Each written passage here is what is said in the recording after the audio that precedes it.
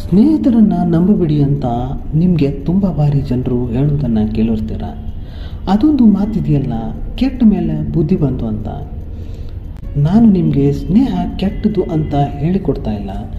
ಅತಿಯಾದ ಸ್ನೇಹ ನಿಮಗೆ ಹಾನಿ ಉಂಟು ಮಾಡಬಹುದು.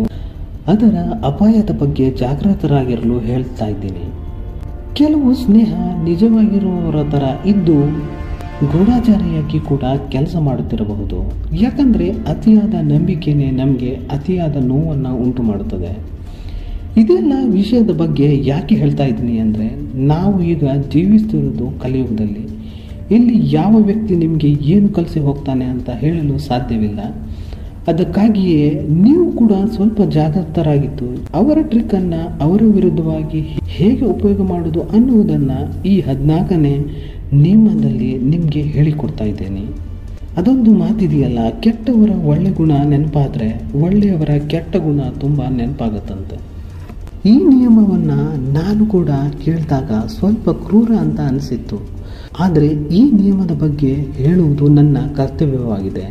ಹಾಗಾದರೆ ಇದರ ಬಗ್ಗೆ ಸ್ವಲ್ಪ ವಿಸ್ತಾರವಾಗಿ ಮಾತಾಡೋಣ. ಈಗ ಈ ನಿಯಮ ಏನು ಹೇಳುತ್ತಂದರೆ, ಸ್ನೇಹಿತರ ಹಾಗೆ ತೋರಿಸ್ಕೊಂಡು ಗೂಢಚಾರಿಯಾಗಿ ಕೆಲಸ ಮಾಡಿ ಅಂತ. ನೀವು ನಿಮ್ಮ ಪ್ರತಿಸ್ಪರ್ಧಿಯ ಬಗ್ಗೆ ತಿಳಿದುಕೊಳ್ಳೋದು ಬಹಳ ಮುಖ್ಯವಾಗಿರುತ್ತದೆ. ನಿಮ್ಮನ್ನು ಒಂದು ಹೆಜ್ಜೆ ಮುಂದೆ ಇಡುವ ಮೌಲ್ಯಯುತ ಮಾಹಿತಿಯನ್ನು ಸಂಗ್ರಹಿಸಲು ಸ್ಪೈಯನ್ನು ಬಳಕೆ ಮಾಡಿಕೊಳ್ಳಿ. ಅಂದರೆ ನಿಮ್ಮ ಎದುರಾಳಿಗಿಂತ ಉತ್ತಮ ಪತ್ತೇದಾರಿಯಾಗಿ ಆಟವನ್ನು ಆಡಿ.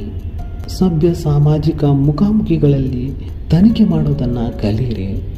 ಜನರು ತಮ್ಮ ದೌರ್ಬಲ್ಯಗಳನ್ನು ಮತ್ತು ಉದ್ದೇಶಗಳನ್ನು ಬಹಿರಂಗಪಡಿಸಲು ಪರೋಕ್ಷ ಪ್ರಶ್ನೆಗಳನ್ನು ಕೇಳಿ ಅವರಿಂದ ಮಾಹಿತಿಯನ್ನು ಕಲೆ ಹಾಕಿ. ಹಾಗಾದರೆ ನಾನು ಅಂದುಕೊಳ್ಳ, ಈ 14ನೇ ನಿಯಮ ನಿಮಗೆ ನಾನು ತುಂಬ ಸುಲಭವಾಗಿ ಅರ್ಥ ಮಾಡಿಸಿದ್ದೀನಿ ಎಂದು. ಇನ್ನೊಂದು ಮಾತು, ನನ್ನನ್ನು ನಿಮ್ಮ ಸ್ಪೈ ಅಂತ ಪರಿಗಣಿಸಿದ್ದಲ್ಲಿ ನನ್ನ ಚಾನಲನ್ನು ಲೈಕ್ ಮಾಡಿ, ಶೇರ್ ಮಾಡಿ ಮತ್ತು ಸಬ್ಸ್ಕ್ರೈಬ್ ಮಾಡಿ.